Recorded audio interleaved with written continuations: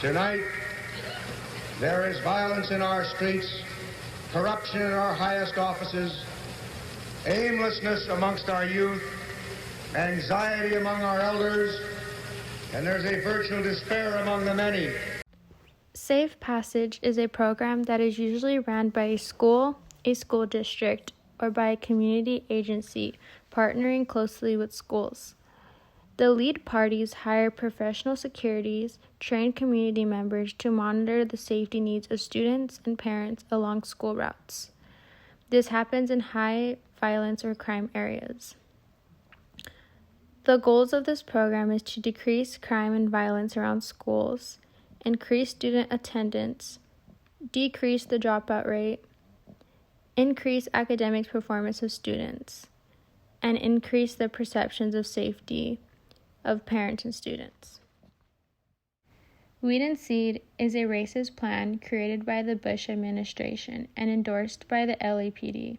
This is a plan that singles out and further criminalizes our Latino and Black community.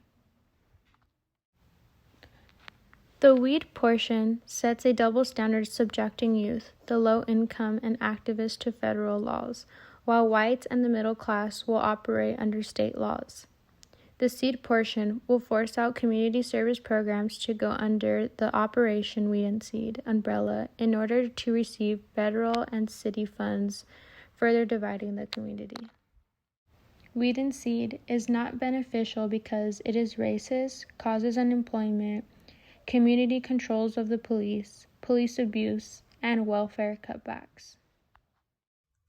Weed and Seed, Safe Passage, and similar programs target vulnerable communities. These programs contribute to criminalization, causing harm to family structures and communities. According to the Safe Passage model overview, this program seeks empowerment by targeting those with language barriers, communities with high gang activity, and students from low-income neighborhoods. Programs like Safe Passage promote arrest by funding and partnering with law enforcement agencies. These partnerships lead to a widespread mindset of valuing arrests and punishment over quality of life. Resources to address problems facing targeted communities are not provided without incarceration. Safe Passage and Safe Routes to School programs gain community support by misleading people and organizations about the program's racist origins and enforcement. The program's harmful intentions are hidden behind deceptive terms. A term like community enforcement is meant to sound positive when it really promotes profiling and violence against targeted communities.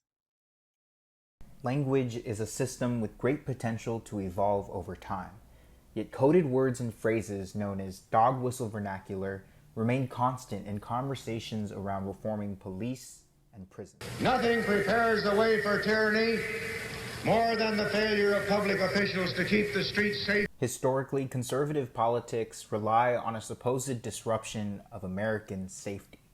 Terms like hyperpredator and gangbanger are used by political actors to refer to racialized Black and impoverished citizens in a subtle, hidden way. We here in America can keep the peace only if we remain vigilant and only if we remain strong.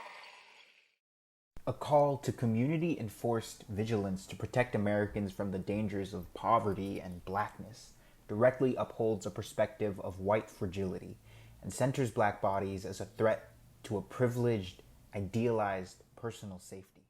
This language is a green light to inflict harm against ordinary people. Now we Americans understand freedom. We have earned it, we have lived for it, and we have died for it.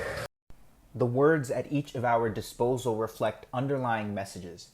Abolition must occur not only along the systems that oppress communities of color, but in the words we choose to describe everything. It is vital to deconstruct pervasive, coded language and speak with full intention about the rights we demand for our people. So how can we feel safe to do so in our own communities? It's about patience. It's about trust. It's about restoration.